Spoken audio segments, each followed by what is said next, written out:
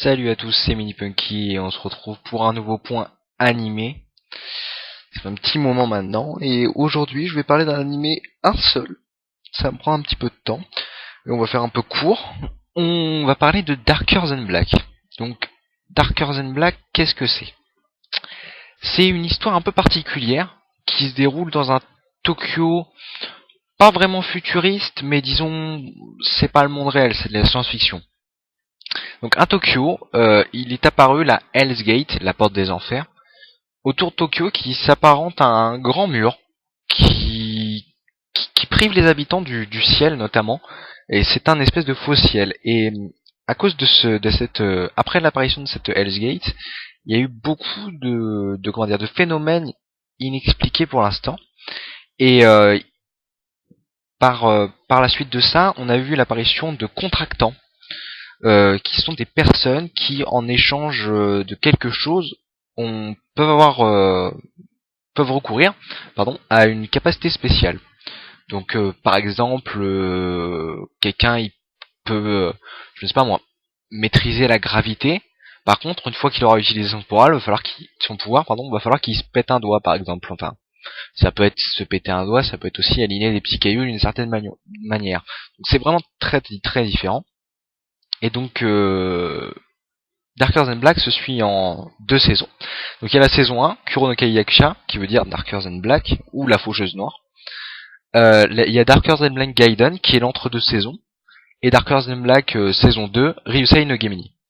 Donc dans la première saison, je vais faire un petit synopsis. On retrouve Hei, qui est un contractant, qui est très particulier parce qu'il peut maîtriser l'électricité, mais il n'a aucun coût à payer pour son contrat. Et Hei, il travaille pour le syndicat qui est, c'est une organisation plus ou moins secrète, qui a des relations plus ou moins bien placées, qui est très importante, et qui envoie les contractants, en fait, qui gère les contractants par de petits réseaux, un peu comme un grand trafic de drogue, ni plus ni moins, c'est-à-dire que on a un grand réseau, c'est pas en plusieurs petits réseaux, et en fait, donc, Hei fait partie d'une équipe, et donc il se voit attribuer des missions différentes. Et la particularité de Hei, c'est que lui, il va retrouver sa sœur qui a disparu dans un accident il y a quelques années. Donc, en général, ce qui fait que il n'y a pas de panique publique, c'est que tous les gens qui voient des contractants ont la mémoire effacée entre guillemets par le memory eraser. Donc, on en parle plus précisément dans l'anime, je vais pas spoil non plus. Et donc du fait, il n'y a pas de panique générale sur les contractants, c'est vraiment qu'une rumeur pour les gens, il n'y a rien de concret. Et donc à cause de ça, les contractants sont également surveillés par les poupées, les puppets, c'est d'autres êtres de la même manière que les contractants, mais qui sont totalement vides en fait, et qui ont la capacité de se projeter en un fantôme. Pareil que les contractants, donc suivant par exemple, il va falloir qu'il y ait une vitre ou de l'eau, ou voilà, et ils pourront observer les contractants. Et les contractants sont également les seuls à pouvoir voir les puppets, donc leur forme fantomatique. Donc voilà.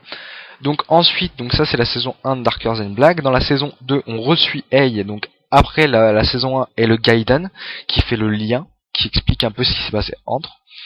Et donc, Hei se retrouve dans la saison 2 en Russie et se retrouve embringué dans une histoire un peu folle et sur deux jumeaux qui ont un lien assez particulier et qui ils se retrouvent avec donc à prendre la fuite avec un des jumeaux, et donc ça va entraîner tout un tas de choses et tout ça, et donc plus d'explications.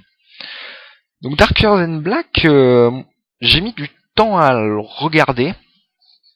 Ça m'a pris un peu de temps parce qu'en fait j'ai regardé un peu le début, puis après je regardais un autre animé, puis après je resuivais, parce que ça m'a pas attiré vraiment en fait. C'est un ami à moi qui m'en avait parlé, qui avait regardé la saison 1, qui lui avait beaucoup plu. Et en fait, plus on avance dans les épisodes, dans le cours des épisodes, plus on accroche à la série. Là on n'accroche pas du tout, on peut très bien ne pas accrocher à un manga alors que beaucoup d'autres gens aiment. C'est sûr ce qu'on aime. Et ça peut être, c'est principalement un anime très sérieux. Il n'y a pas vraiment d'humour et tout ça. Parfois c'est très sombre. Je veux dire, l'anime commence de façon à ce qu'on se dise ça va être sympa, ça va être assez gai, ça va être rigolo, et en fait on se rend compte que finalement pas du tout, et que ça traite de thèmes très comment dire, très sérieux, comme les manipulations du gouvernement, comment on cache des choses aux gens et tout ça. Et surtout ça a un thème, comment dire, on peut pas dire que ce soit du jamais vu, parce que quand on regarde la structure de l'animé, c'est, comment dire, on a déjà vu ça, mais l'histoire est quand même très originale et très appréciable, je trouve. La saison 2 je trouve moins d'accroche. Elle a moins d'accroche, je trouve qu'elle est peu un peu moins bien gérée par rapport à la saison 1, mais reste tout aussi plaisante à regarder et fait la lumière un peu sur plus de choses. Donc ce qu'on peut en retenir, c'est que c'est un très bon manga, qu'il est très bien fait, que le style de dessin est très appréciable, et que on attend avec impatience la saison 3. Étant donné que, enfin, il y a des rumeurs sur une saison 3 qui pourrait être, ça pourrait être parce qu'on n'a pas vraiment on n'a pas toutes les comment dire, les précisions sur l'histoire. Il y a encore quelques points d'obscurité, mais bon, elle n'a pas été annoncée, donc on sait pas trop qu'est-ce qui va, comment dire, qu'est-ce qui va en découler. Donc l'anime commence à dater un peu, donc on peut douter d'une nouvelle saison. Mais bon, aussi bien, ça reviendra tac, comme ça, une nouvelle saison, des rebondissements et tout ça. Donc je vous conseille cet animé. C'est vraiment un très bon animé.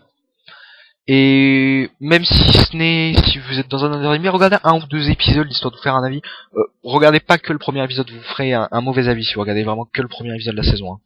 Mais regardez l'épisode 1, 2, 3 et vous verrez ce qu'il en est.